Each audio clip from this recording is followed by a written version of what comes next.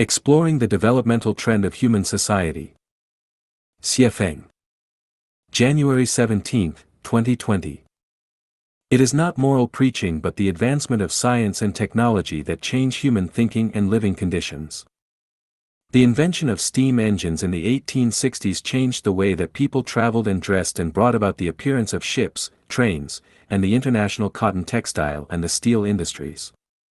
The invention of electrification in the 1870s brought electric lights, telephones, airplanes, and cars to people, which changed their life patterns.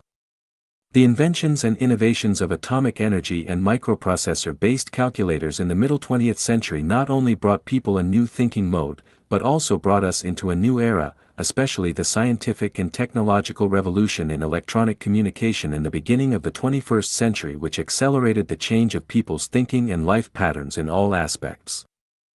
As for the moral preachings of Christianity, Buddhism, and Islam, it is the same today as it was 2 centuries after their founding prophets lived.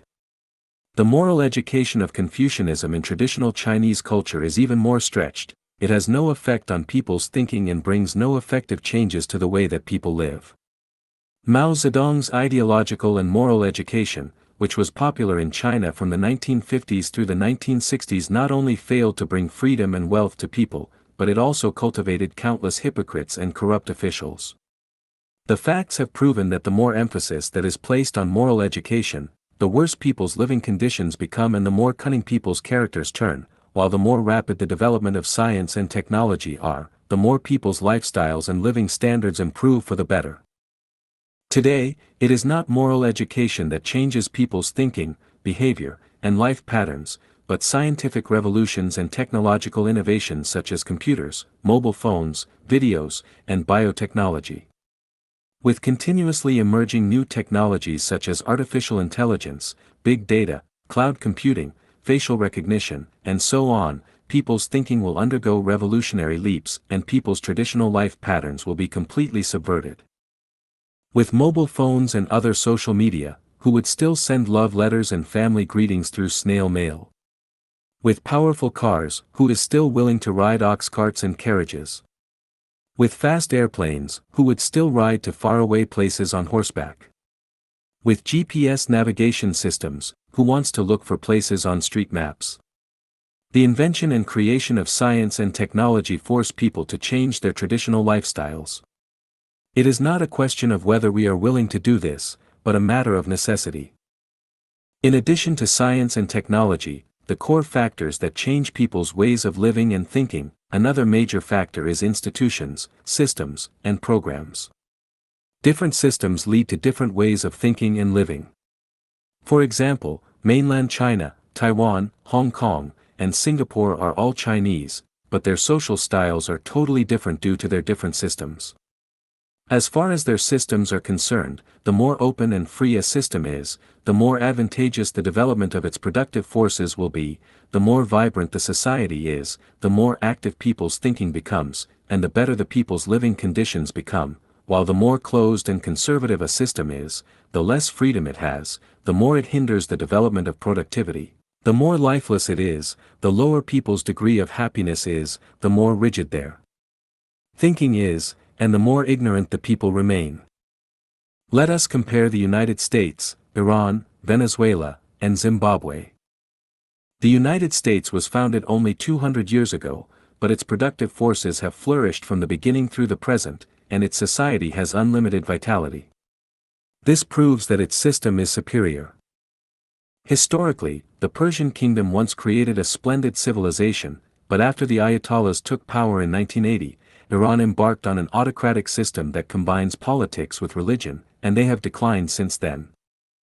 Venezuela used to be the wealthiest country in South America, but since Nicolas Maduro took over the supreme power of the country in 2013, he implemented an autocratic dictatorship and changed the country's operating system, and as a result, the country has gone from bad to worse and become the country with the most severe economic collapse and the worst national life in the world today. A country of just 32 million people has created 4 million refugees. This is how different systems produce different outcomes. Zimbabwe was once the granary of southern Africa and the most pleasant garden-like country in the world, but since they gained their independence in 1980, they have been governed by Robert Mugabe. As Mugabe became more conservative and authoritarian, the country's currency collapsed by 2009, and its people were becoming desperate. After analyzing the above factors, let us look at the developmental trend of human society.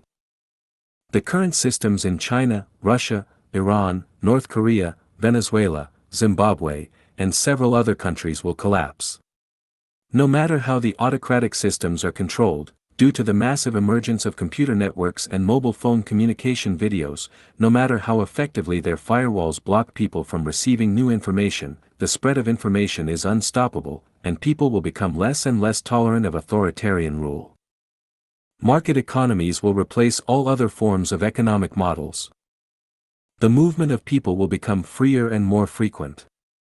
The concept of hometown will only exist in people's minds, and that of, where there is bread, there will be motherland, will be deeply rooted in people's minds. Religion, culture, and nationality will gradually merge, religion will go into decline, culture will develop toward the American style, and nationalist sentiment will fade. The concept of countries will gradually fade, a global government will appear, and people will move toward it. Various kinds of social and non-governmental organizations and teams will spring up like bamboo shoots after a rain, and they present social wonders of 100 flowers blooming in a variety of forms. Marriage, as one of the most ignorant phenomena in human society, will gradually disappear as the traditional nuclear family mode gradually disintegrates. People are more keen to rely on their emotions and live with folk collective production and life modes such as in Japan's Konohana family. After experiencing great changes, turbulence, and integration, the world will move toward unity and countries will disappear completely. Eventually, the values of Lifechanyuan will be deeply rooted in people's hearts, and the new oasis for life mode created by Lifechanyuan will blossom everywhere. The above is only the developmental trend of human society as analyzed from the evolution of social factors.